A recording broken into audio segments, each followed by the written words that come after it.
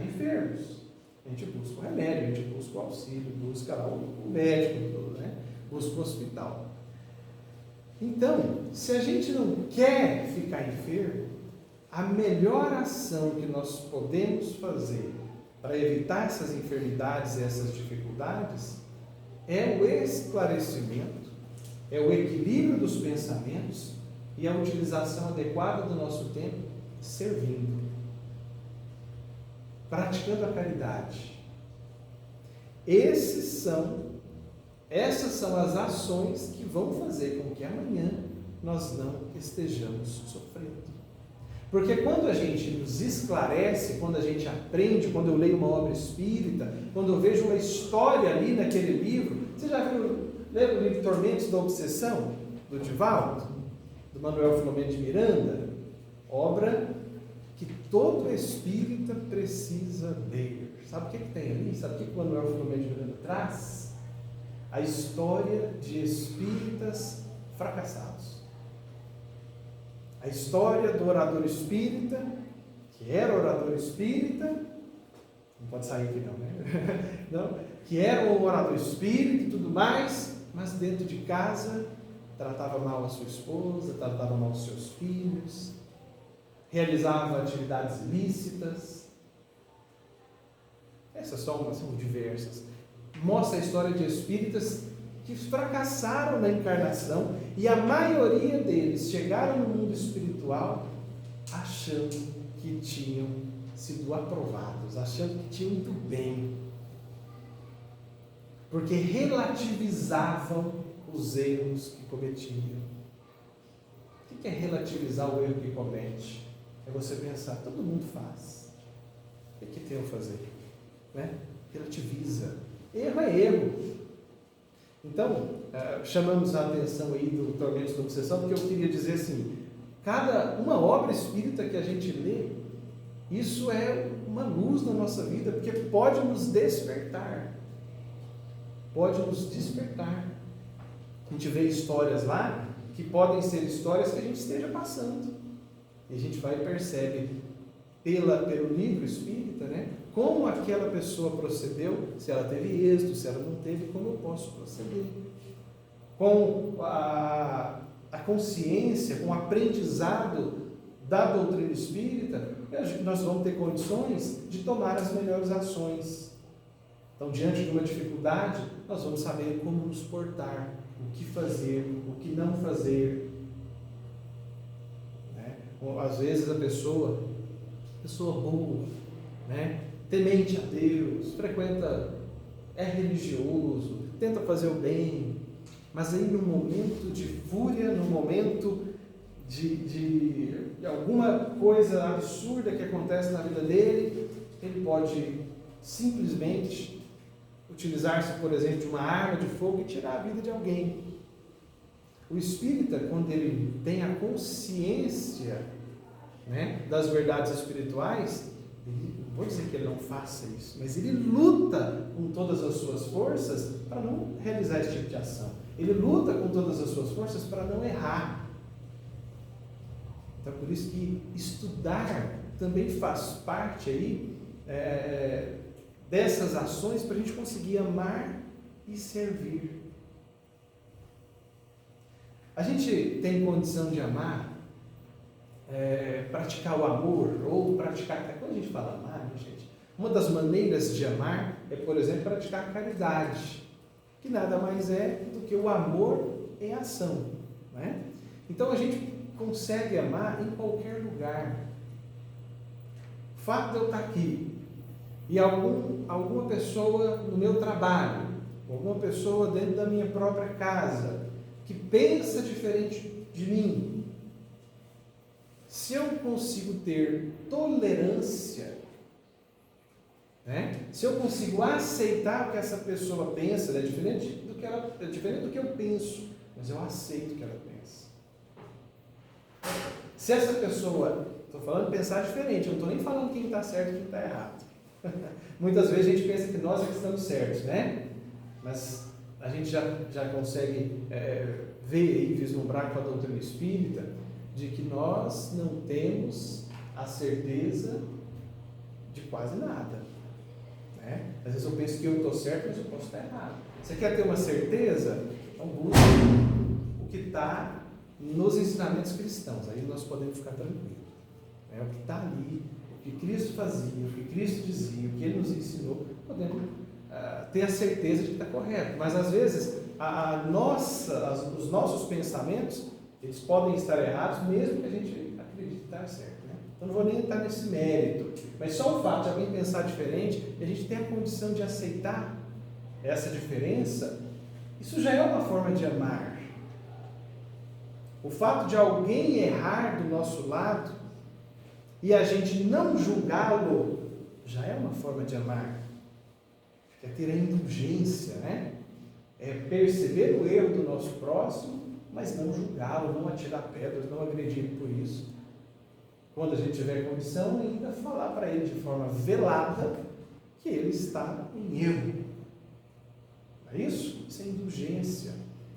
Então, quando eu consigo respeitar o meu próximo, então alguém fala comigo de uma maneira mais ríspida, mas às vezes ele não tem nada de mal comigo, o negócio é que ele está com algum problema lá na casa dele, no trabalho dele, mas fala de maneira mais ríspida com a gente, né? E muitas pessoas às vezes já respondem à altura, ou mais alto do que veio de lá para cá. Você quer amar? Deixe que esse colega que tratou você de maneira mais ríspida, deixe isso, deixe passar. Vai lá, pergunta a ele se ele precisa de algo, se tem alguma coisa que está machucando ele, se ele precisa de uma prece, se ele precisa de um passe. Né? Nós somos médios dentro da casa espírita, mas nós somos médios também fora dela. Ah, mas eu não quero aplicar um passe, mas você pode muito bem fazer uma prece. Não é verdade? Então existem inúmeras maneiras de amar. Existem inúmeras maneiras de servir. Nós precisamos estar atentos. Você sabe por que está atento? A gente veio para cá, conversando, e a gente estava vendo o livro Contos desta e da Outra Vida, do Humberto Campos, não é? Do Humberto Campos, psicografia do Chico. E tem uma história lá, muito interessante, sabe? Que vem a calhar, né? Vem aí fazer com que a gente compreenda ainda melhor essa ideia de amar, essa ideia de servir o nosso próximo, de ajudar o nosso próximo. Porque o que acontece? Muitas vezes a gente não percebe a oportunidade de servir, não percebe a oportunidade de ajudar. Estava numa casa que depois viria a ser, né, o local onde os apóstolos iriam se reunir, ficarem juntos ali. Estava lá Simão Pedro. Então Simão Pedro, que era um pescador, né, foi convidado por Jesus para ser um pescador de almas. E ele ficou muito entusiasmado com isso. Ficou muito feliz com essa oportunidade. Então deixou a pescaria para lá e seguiu Jesus. E aí nessa casa ele rezava, ele orava com todas as suas forças, pedindo oportunidades de servir, pedindo a Deus uma oportunidade de colocar em prática os ensinamentos do mestre. Queria trabalhar, não sabia como, mas queria. E aí ele indaga a Jesus: Jesus, eu preciso trabalhar, eu estou aqui por você, eu estou aqui pela causa, eu estou aqui para ajudar o próximo. Quando é que vai chegar as minhas tarefas? Quando chegarão as minhas tarefas? Aí Jesus fala: amanhã, Simão, amanhã. E Simão ficou super feliz, né? Acordou no outro dia pela manhã, arrumou a casa, colocou uma flor bem bonita ali do lado, né? Se preparando para a tarefa que Jesus iria lhe direcionar. E nesse intervalo, logo pela manhã, chega alguém batendo lá na porta, né? Esmurrando a porta, não é nem batendo, esmurrando a porta, uma gritaria, uma barulheira. E aí ele vai lá na porta, e quando ele abre a porta, eu anotei aqui o nome, o Joachás, é um malfeitor, é um transgressor da lei, entra quase que nu, correndo dos guardas e correndo da multidão, procurando abrigo, e bate e entra. E aí Simão Pedro olha aqui: o que é isso? O que você está fazendo aqui? E ele para, o Joachás, né, o malfeitor, vai e fala: não, estou estou buscando ajuda, eu estou buscando abrigo, eu preciso de ajuda. E aí Simão Pedro, não, você é um malfeitor, aqui não é lugar de malfeitor ficar, não. Põe isso daqui para fora. Guardas, vem aqui, que está aqui o Joachás. Os guardas foram lá e pegaram o Joachás, levaram embora. Isso foi no início da manhã. E aí, ali pelo meio-dia, mais alguém bate a porta. Era a Júnia. Júnia era uma greco-romana muito bonita, mas que estava muito doente. Ela era uma mulher da vida, né? E estava então doente, com dificuldades, né? Muito mal, e bate a porta buscando ajuda e pedindo um remédio, e pedindo principalmente uma orientação de um roteiro espiritual, ou seja, ela queria sair daquela vida desregrada e buscar oportunidades de se redimir, de melhorar. Mas o Simão Pedro, vendo aquela mulher de má vida, de má postura, de má conduta, disse, não, mas aqui não é o seu lugar. Você tem que ir para a praça, porque lá as pessoas vão te apontar o dedo e você vai ver. Vão te apontar o dedo porque você merece ser julgada pelas pessoas. Não, põe isso daqui para fora. E aí ela, com os olhos cheios d'água, foi embora. Essa é a Júnia. E Simão Pedro continuou ali esperando, né, a tarefa que Jesus havia prometido para ele naquele dia. Ele passa um pouco, bate a porta de novo. O Jarim era um bêbado conhecido de todo mundo. E esse bêbado estava sendo perseguido por jovens, né, que queriam ali brigar com ele, bater nele, fazer alguma coisa de ruim com ele. Era um bêbado, vivia na rua bêbado. E aí, quando ele abre a porta, entra o bêbado, pedindo refúgio, pedindo ajuda para o Simão Pedro. E o Simão Pedro fala, aqui não é lugar de estar bêbado, não. Já pensou se você vomita aqui dentro? Que é a casa de Jesus. Põe isso daqui para fora. E pôs o Jarim para fora aos chutes lá. E o Jarim saiu, ele fechou a porta. Simão Pedro, então, angustiado, porque precisava da tarefa que Jesus tinha prometido para ele. E aí chega Jesus. E ele indaga o Cristo. Cristo, eu estou aqui o dia inteiro esperando a tarefa. Eu preciso trabalhar para você. Eu preciso trabalhar em benefício da sua palavra. E aí Jesus, Simão Pedro, eu te enviei 3 tarefas hoje. Eu te enviei uma tarefa pela manhã, o malfeitor, para que você pudesse orientá-lo e ele tivesse uma nova oportunidade de vida, que você fizesse isso em meu nome. Depois eu te enviei a Júnia, que pelos erros por ela cometidos se encontrava em estado deplorável, doente e necessitando de ajuda de toda espécie, e você não a ajudou. E depois o bêbado, o Jarim, e você também não teve a capacidade, a condição de ajudar. Então eu te mandei a tarefa em 3 oportunidades no dia de hoje. E aí o Simão Pedro, extremamente envergonhado, porque até então ele não tinha percebido que aquelas pessoas que estavam chegando ali eram as tarefas, né? Eram enviados pelo próprio Cristo. Ele não tinha percebido isso. Ele pede perdão a Jesus, e Jesus o alerta. Claro que Jesus não estava ali para julgá-lo, mas para ensiná-lo. Ele diz para ele, olha, você precisa viver o que está no Evangelho a todo instante. Então 3 pessoas bateram a porta em estado de necessidade, e ele não enxergou que essas eram as oportunidades de servir que ele teria naquele dia. Então, por que essa história é muito importante para a gente? Porque isso acontece conosco todo dia. Seja com pessoas desconhecidas, seja com pessoas conhecidas. Seja com pessoas que dividem o mesmo teto que a gente. E a gente não enxerga a oportunidade de servir.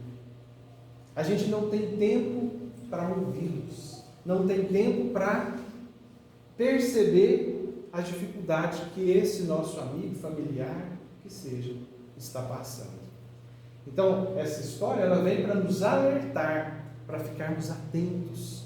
O verdadeiro servidor é aquele que está atento o tempo todo, percebendo as oportunidades que tem de trabalhar, percebendo as oportunidades que tem de ajudar, de estender as mãos. Nós não podemos ser espíritas cristãos apenas dentro da casa espírita. Nós temos que colocar em prática e vivenciar isso o tempo todo, as 24 horas do nosso dia. Acordados ou dormindo, nós somos servidores. E nós precisamos nos colocar nessa condição. Às vezes já percebemos assim, muitas pessoas, né, que dizem, olha, eu não tenho condição de servir.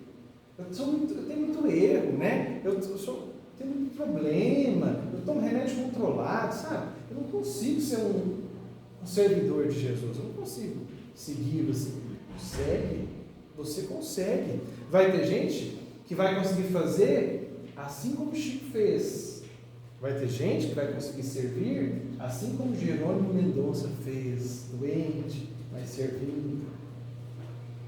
Não é verdade? Vai ter gente que vai conseguir fazer assim como a irmã Dulce fez. Cada um vai dar aquilo que tem. Mas todos nós temos condições de dar alguma coisa, de contribuir de alguma maneira. Todos temos condições.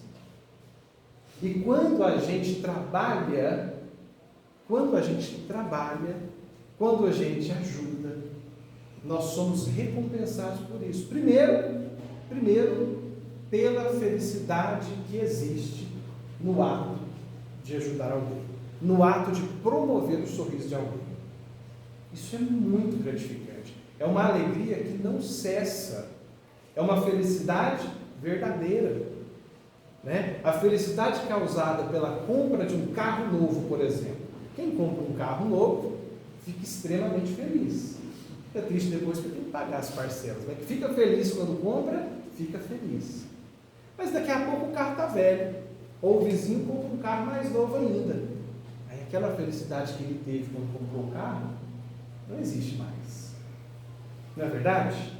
A pessoa que vai para uma festa e bebe com os amigos ali, ela fica feliz, não é?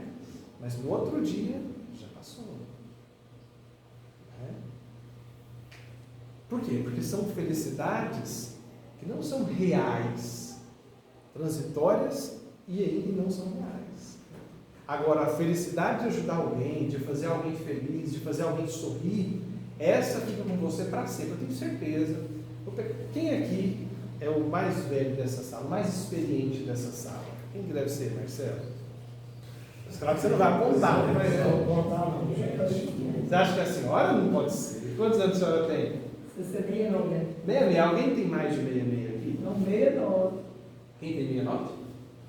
Eu tenho. 69. Alguém tem mais de 69 aqui? Então é a senhora, a mais experiente da gente. Não parece, não parece, tá de parabéns. Deixa eu te perguntar.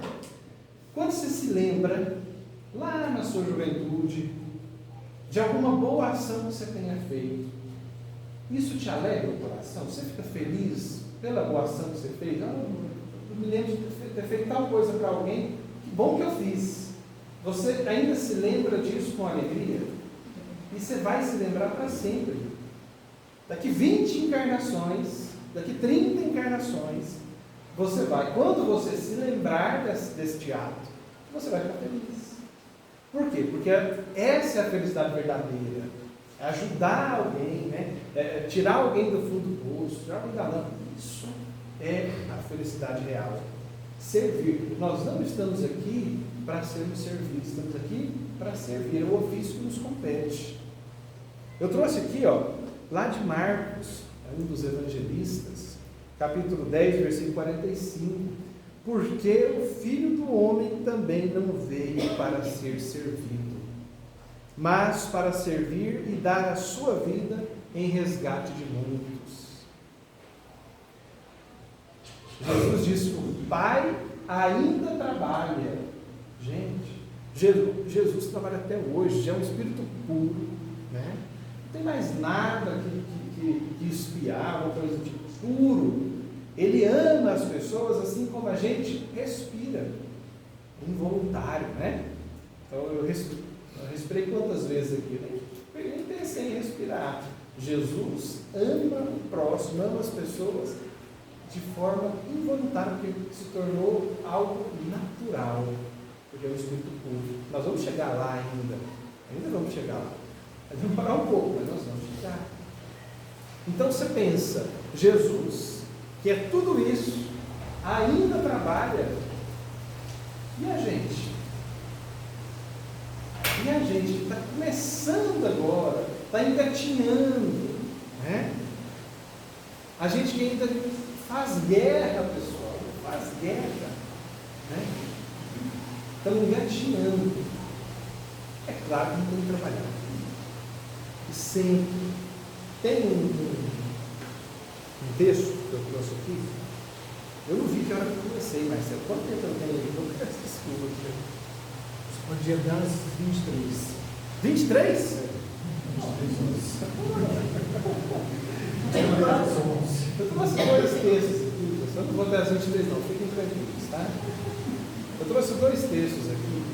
Um é uma parábola, está no livro Parábolas e Ensinamentos de Jesus, do Caibar Schucher.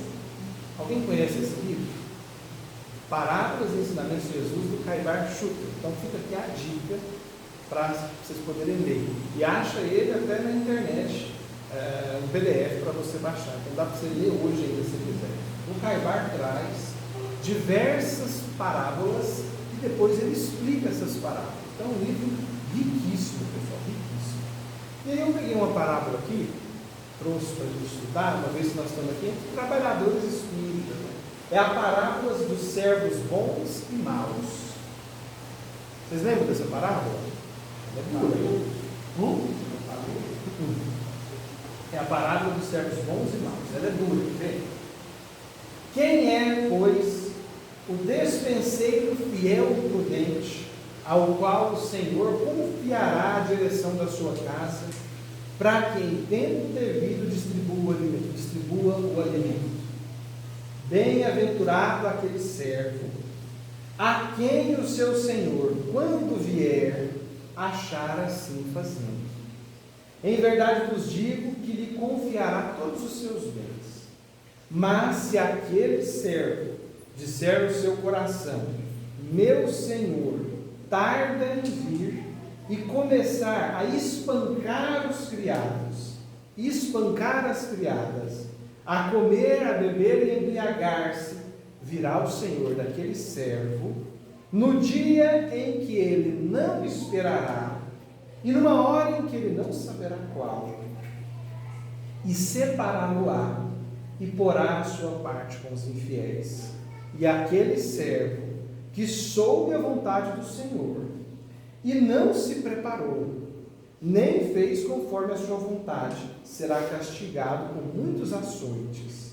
Aquele, porém, que não a soube e fez coisas que mereciam castigos, será punido com poucos açoites. A todo aquele a quem muito é dado, muito lhe será requerido. A quem muito é confiado, mais ainda lhe será exigido. Por que eu trouxe essa parábola aqui? Então, olha só, a gente vê aqui, né? Aquele servo que não estava nem aí, fez o que quis, nem preocupou com o Senhor. Está enrolado, né? Aquele outro que sabia da vontade do Senhor, mas não se preparou, está enrolado também, um pouco menos. Aquele outro que não sabia de nada, e o Senhor chegou, também vai ser açoitado, mas vai sofrer menos que os outros.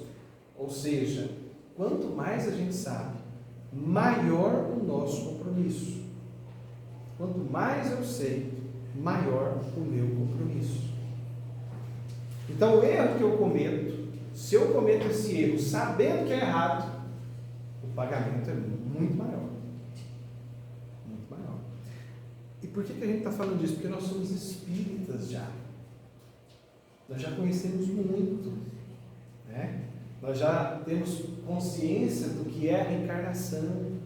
Nós já temos consciência que que as pessoas que estão debaixo do nosso teto são, na grande maioria das vezes, espíritos que nós temos compromissos, que nós tivemos já algumas oportunidades e não soubemos aproveitá-las da melhor maneira possível. A gente volta numa grande oportunidade que Deus nos dá de viver junto com eles de novo, para poder reparar, para poder crescer, para poder amar uns aos outros.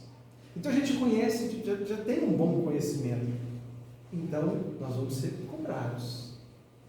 Aí a pessoa pode dizer, então quer saber? Eu não volto mais no centro espírita. Porque quanto mais eu sei, mais eu sou cobrado. Né? Eu já tive amigos que falaram, olha, eu queria muito ser médium, mas eu tenho medo de quanto mais eu souber, mais eu ser cobrado e ter que ir no centro. Você começa a ir uma vez, depois você tem que ir mais. Eu não quero isso para mim. Qual que é o problema disso? É porque quando a gente deixa essa oportunidade passar, nós vamos ter outras, nós teremos outras, mas talvez não seja com tanta facilidade como hoje. Né? Então hoje nós temos... Fazendo essa reflexão aí é porque já sabe, não adianta mais não. Você já está fazendo essa reflexão aí, de que quanto mais eu sei, mais eu tenho compromisso, já é o... Já está sabendo, né? Já está sabendo, sem dúvidas, sem dúvidas. Ou seja, assim, quando é que a gente percebe, né, que a falta desse conhecimento alivia as provas?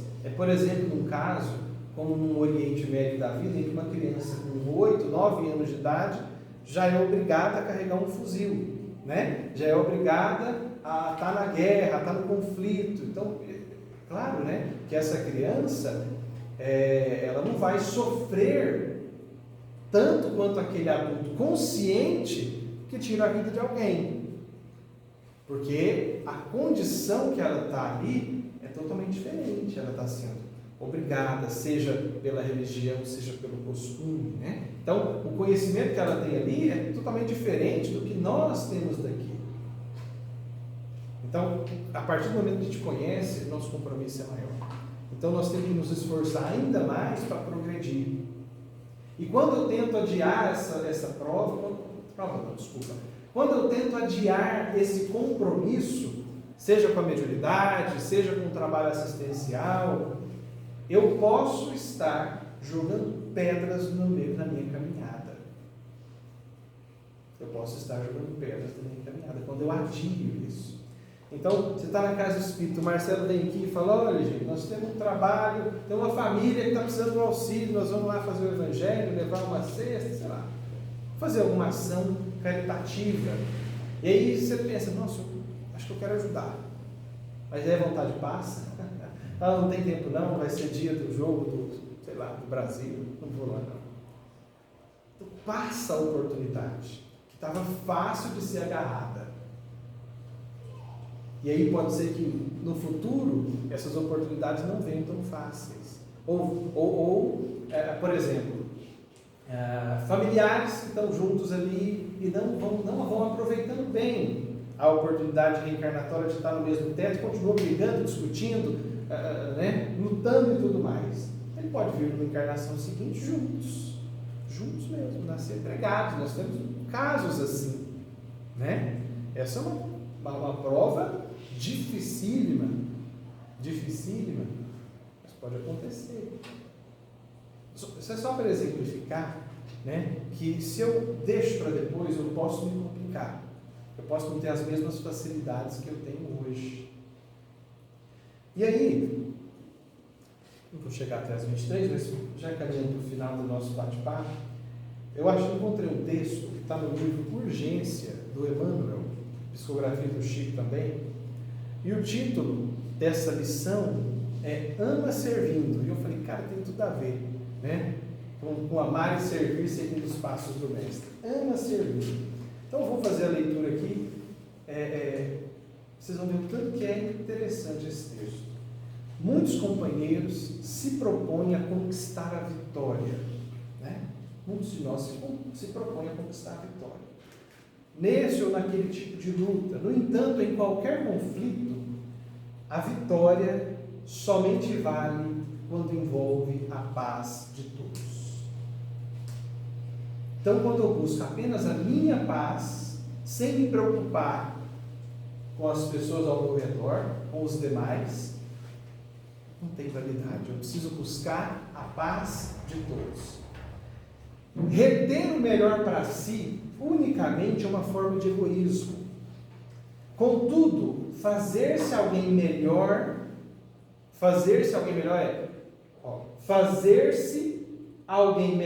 a benefício dos outros é o caminho para a tranquilidade. Geralmente, quando nos achamos no plano físico, as leis da vida nos colocam, de preferência, junto daqueles os quais ainda não nos harmonizamos por todo. Por isso, aprender tolerância é curso de elevação espiritual dos mais importantes. Às vezes, por longo tempo na existência terrestre, temos pela frente os adversários gratuitos, os parentes difíceis, os desafetos que remanescem de vidas passadas ou os companheiros desinformados e infelizes. Em suma, é o antagonismo a oferecer-nos oportunidades de melhoria e de burilamento. Em vista disso, observa no assunto os pontos essenciais a considerar. Deixa eu só parar aqui. Então, vocês viram aí? Os adversários gratuitos, né? Os familiares difíceis, tudo isso são oportunidades de burilamento, de crescimento. Faze pelos familiares problemas todo o bem que puderes. Não acredites em tempo algum que hajas feito por eles o bastante, embora conservando a própria paz íntima depois dos teus deveres plenamente cumpridos, porque, de nossa parte, nunca admitimos que Deus haja realizado o suficiente em nosso favor. Ou seja, faze para aquele familiar problema tudo aquilo que você pode e mais um pouco, porque a hora que você tiver dificuldade, você sempre vai querer que Deus faça algo a mais por você. Então, faça algo a mais por esse familiar problema, ou pela pessoa que se encontra na sua vida que traga para você alguma dificuldade. Não recolhas ofensa, e sim age de tal modo que os teus mais austeros críticos melhorem as próprias opiniões a teu respeito. Então, a crítica que vem de lá, ao invés de você rebater, ao invés de você se defender dessa crítica, que você julga, às vezes, aí, sem merecê-la, qual que é a sugestão de Emmanuel? Você começa a fazer melhor, até que esse crítico passe a te elogiar.